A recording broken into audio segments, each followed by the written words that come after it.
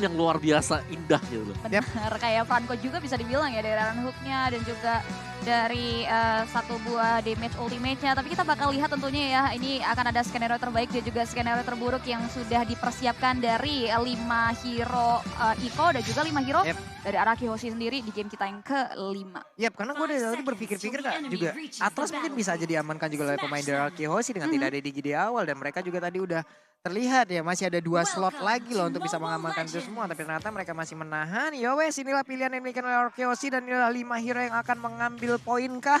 Atau harus memberikan poin kepada pemain-pemain dari Eko. Oke, kita akan lihat dan tugas kalian yang ada di rumah adalah berikan dukungan dan semangat kalian dengan hashtag saatnya Indonesia di kolom komentar. Karena kita bakal lihat sebentar lagi di Best of One Series ini ya.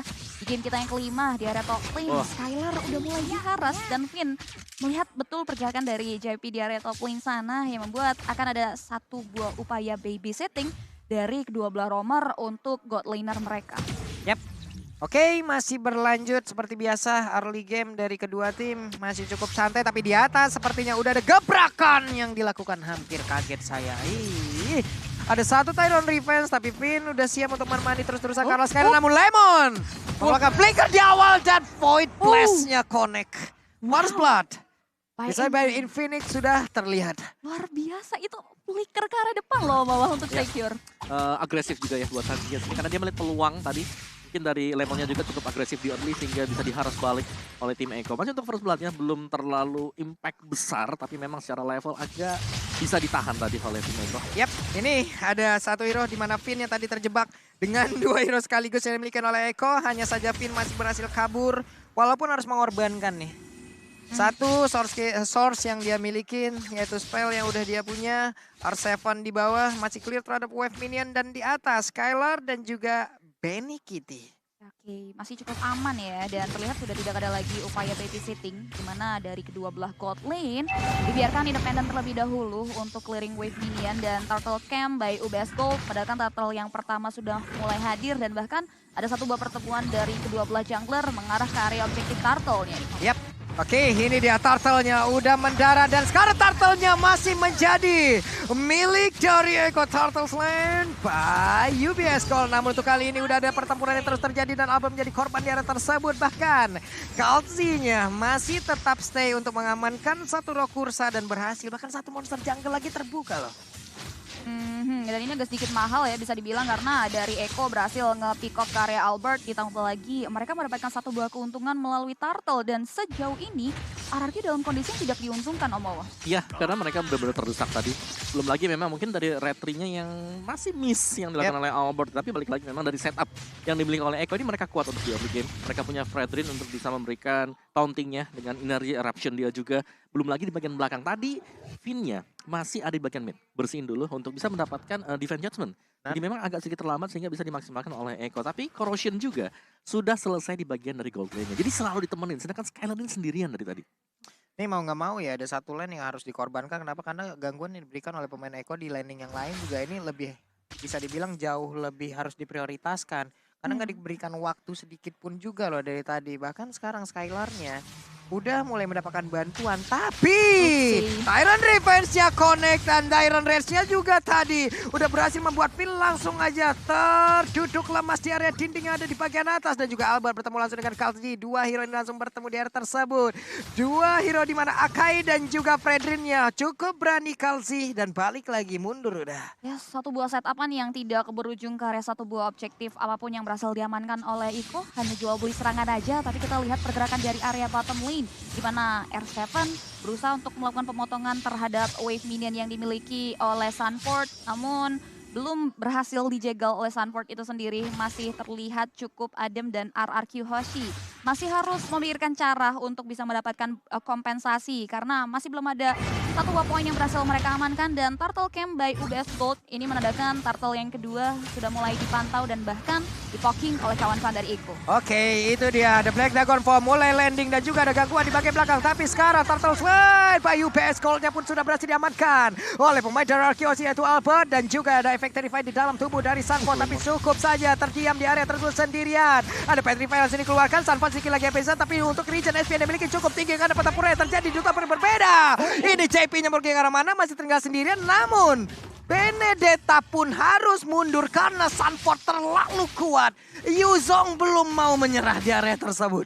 Nyaris tewas tuh Om di area bottom lane. Dan satu buah keuntungan akhirnya berhasil diamankan 2 bahkan di sini Om Wawa. Yes, dan pastinya tadi ya dengan kemenangan kecil yang bisa dimiliki oleh Rihoshi tadi, heavy spin dengan retribution yang diambil oleh Albert juga membuat Eko dari sisi goldnya gak terlalu terpaut jauh. Tapi yang berhati-hati di ini pastinya di gold lane sih, karena Skylernya dihadang secara terus-menerus bouncing ball dari JP yang dia bersembunyi dan selalu menggunakan ambush stretch dari dalam rumput. Wah, Sanji. Mulai mengeluarkan satu real manipulation dan juga Tyrant defense-nya udah ngelok ke arah mana? Tidak, hanya gertakan saja. Tidak ada yang tahu apakah itu akan langsung dilepaskan charge-nya atau tidak. Teori ancaman ya, ditambah lagi nice move dari Lemon yang tiba-tiba hadir juga untuk memukul mundur pemain-pemain dari Eko di area top lane sana. Dan juga buat teman-teman di rumah jangan lupa tentunya untuk menabung dan juga langsung aja check out Infinix Note 12 karena kalian bisa unlock your multiverse dan multitasking, gak bikin pusing kalau pakai HP Infinix Note 12 ini. Mantap kali. #speed to load. Mantap kali teman-teman ya. 2023 nih guys. Ya, gas 2023 nih, langsung. bos. 2023 nih bos ya. Kita balik lagi menuju ke game. Ada 3 hero yang udah terlihat ada di area mid. Namun Kalzi sendirian cukup berani memancing keributan aja dari tadi ya. Skyler. Udah ada konsel langsung dikeluarkan begitu saja. Skylar sepertinya dalam ancaman tapi tidak, numpang lewat. Ada satu Divine Judgment dan juga dengan heavy spin berhasil mendapatkan langsung arah Kalzi. Dan ini ada efek yang baik yang dilakukan oleh pemain dari Kyoshi. Tyrant Revenge ya. Akankah lompat ke bagian depan? Andai tadi dia lompat, ini akan menjadi satu malapetaka untuk Eko. Ya, Ya, benar banget. apalagi tadi memang dari bagian belakang berusaha untuk dipotong oleh Eko Kartizi yang sudah masuk di sana, tapi memang bukaan yang dilakukan oleh RQ juga bagaimana mereka merespon serangan yang coba dibangun oleh Eko sendiri dan membuahkan hasil dengan adanya heavy spin yang masih dimiliki oleh Albert. Oke. Waduh, Tyrant Racing kayaknya connect tuh tadi. Dan juga sekarang dengan ada satu Furious Depth, tapi akhirnya Albert langsung berhasil diamankan. Petrify tadi udah mulai connect dan juga Kufra yang berhasil langsung diamankan. Sunfall seperti untuk kali ini tidak akan berhasil lagi karena sekarang R7 di bagian belakang langsung aja mengusir mundur karena Yip. Namun untuk Benny Kitty sendirian aja karinya berusaha untuk pergi dari satu phantom step. Hit terakhirnya Benny Kitty masih bisa selamat. Masih bisa kabur dari area tersebut. No, still survive. Benny Kitty masih bisa mundur ke area lini belakang dan Skylar di sana harus menjadi bentuk kompensasi dari hilangnya Sanford yang miss move di area Turtle Pit. Dan ini dia Turtle by UBS tadi kita udah bakal lihat juga dan bahkan berhasil diamankan Turtle Slain by UBS-nya oleh teman-teman dari Eko tanpa adanya gangguan yang berarti yang datang dari anak-anak RRQ Hoshi. Dan kini mereka juga memukul mundur pemainan dari RRQ Hoshi dengan baik untuk tidak lebih lanjut lagi ke area depan. Dan ini dia itemnya bawah di menit kita yang ke-7. Ya, dari Frederian juga dengan Molten Essence dan ada Blend Armor di sana. Sedangkan untuk Albert sendiri dengan akainya dia, Still Like Fate ada Guardian Helm juga sudah punya. Corrosion, Wind of Nature langsung disusul ya buat Kari sendiri. Ada Swift Boots, jadi attack speed-nya sudah bisa dipastikan masih bakal cukup cepat. Dan Cloud, kalau kita bicara tadi Cloud-nya selalu di double team dengan kehadiran Kari bersama dengan Kufra.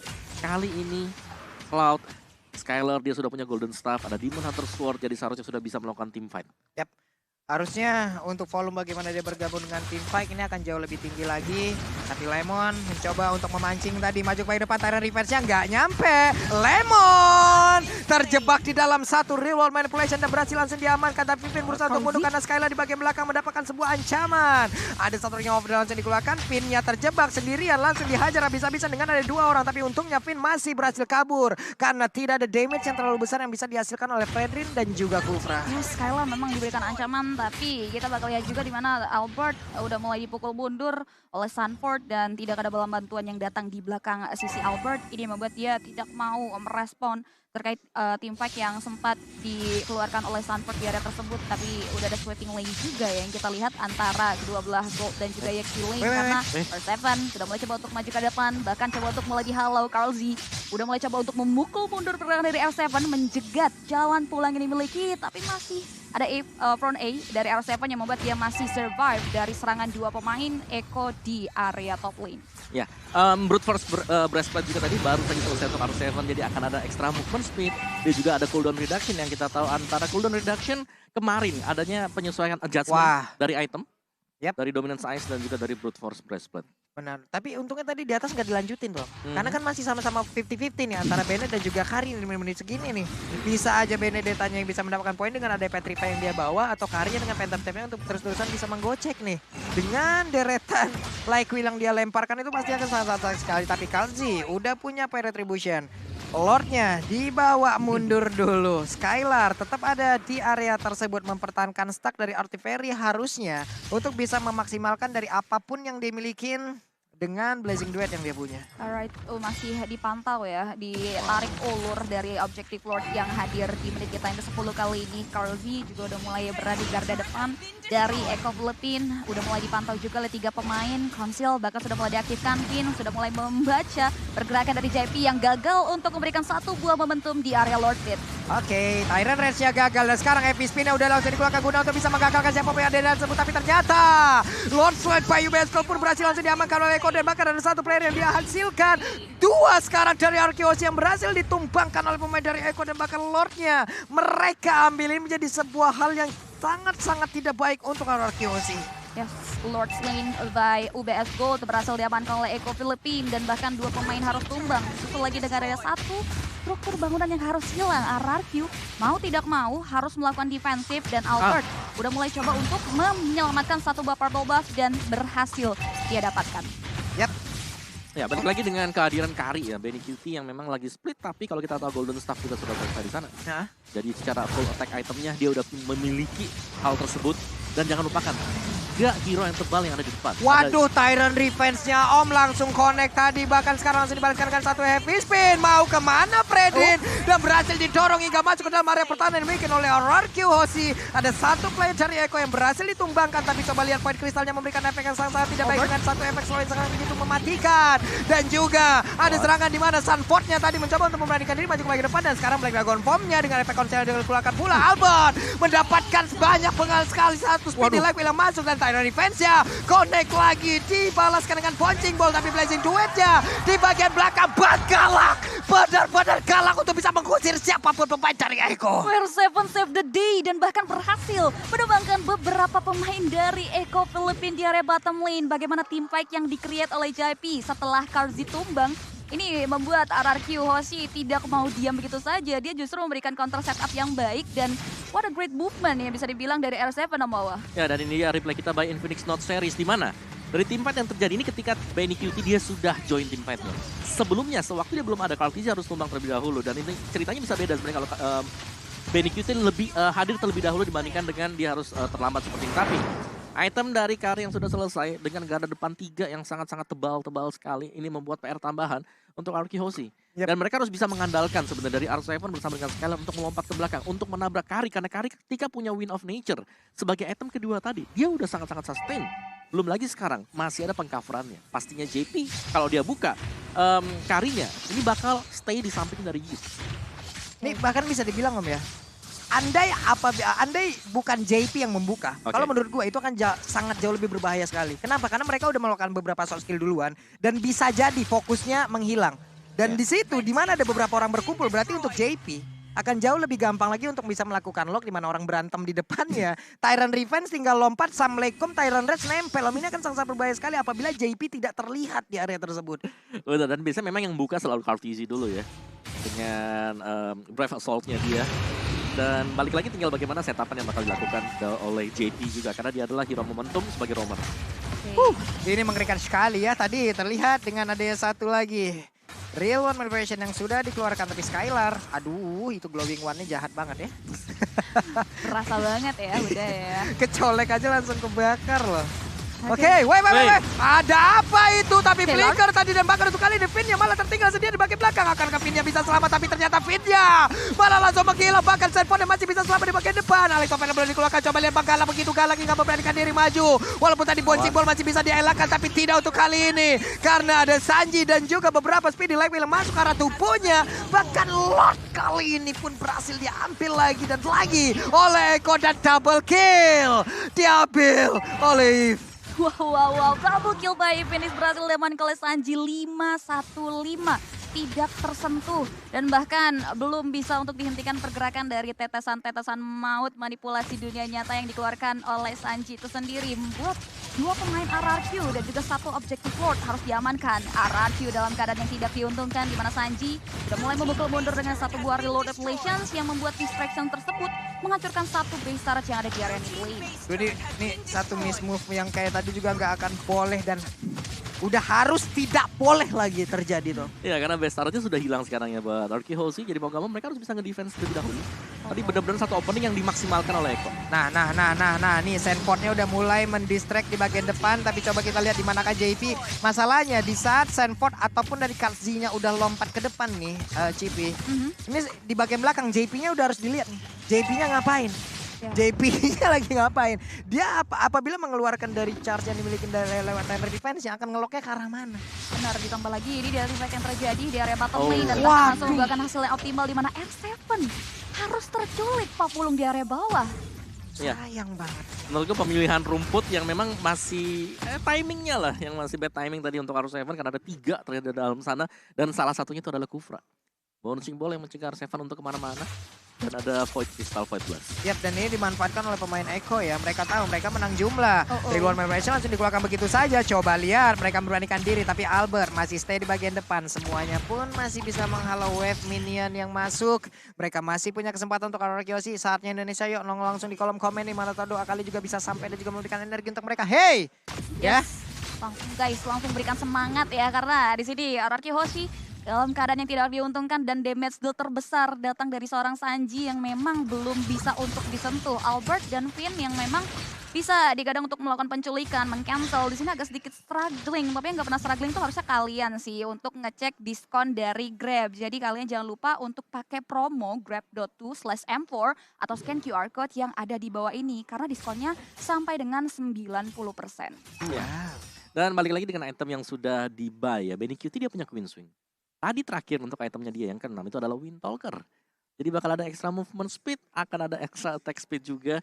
Dan Queen Swing di sini akan membeli segalanya. Ini bisa membuat pemain-pemain dari Arkehozi mungkin agak sedikit miskalkulasi lah kalau mencoba untuk langsung menargetkan ke arah dari Benny QT. Karena dia punya Wind of Nature, dia punya Queen Swing juga. Aduh, ini mana lagi ya. Masalahnya mereka juga harus lebih mengkalkulasi lagi apa yang mereka lakukan. Bahkan sekarang dari pergerakan ya mereka mungkin bisa maju sampai sejauh ini. Mendorong maju dari wave minionnya. Tapi dari 3 sisi ataupun 3 laning, sekarang Eko udah menang semua loh. Super minion udah keluar semua loh. Untuk 1v1 aja dari minion-minionnya udah kalah ini. Makanya mereka harus jauh lebih keras lagi untuk mengkalkulasi, jauh lebih keras lagi untuk mendorong. Dan dari tadi mereka masih stay di dalam rumputnya. Apabila ada konsen atau Tyrant Defense yang memang langsung dikeluarkan. Ada bakat pocek bolnya Alex Topada Pro tidak sempat dikeluarkan. Gagal untuk pergi dari area tersebut. Konsel kali ini coba lihat ada naga terbang transparan. Dan Lord's Land by UBS Gold pun sudah berhasil diamankan oleh Eko. Wah. Aduh. Ini Kak Rzi bisa bilang selalu jadi umpan gak sih Om Wawa? Dan juga selalu dengan cara yang sama ya. Dalam artian 3 yang menunggu dalam rumput dan memberikan efek kejut. Yes. Dan itu mereka menargetkan yang benar-benar bisa ditargetkan dengan kufranya juga, bouncing ball-nya. Dan itu paling dekat adalah Benedetta. R7 ya, yang memang selalu ditugaskan untuk checking ke area boss juga ke area depan. Iya, dan itu adalah target utama dari Kufra harusnya. Karena bouncing ball-nya sangat diharapkan untuk bisa menggagalkan seluruh pergerakan yang dimiliki oleh R7 yang menggunakan Benedetta 3, 2, 1 dan respawn dari R7 pun akan langsung kita tunggu bagaimana caranya untuk bisa langsung membantu rekan-rekan untuk defense. Tapi Tyrant Race-nya pun tadi udah connect. Bahkan untuk kali ini JP-nya masih bisa selamat dengan satu flicker yang sangat-sangat cepat dikeluarkan. Tapi R7 pun kali ini baru saja respawn tapi udah menghilang kembali. Coba lihat, Sunford memaksakan di bagian depan. Bahkan Karinya speedy level WWN langsung dikeluarkan begitu saja. Tapi Skyline-nya udah gak kuat lagi menahan begitu banyak damage yang masuk ke arah tubuhnya. Bisa terbuka dengan begitu bebasnya. Akankah kali ini berhasil mereka mengalahkan langsung ke arah Arkehozi dan Padar? Arkehozi dikalahkan. Eko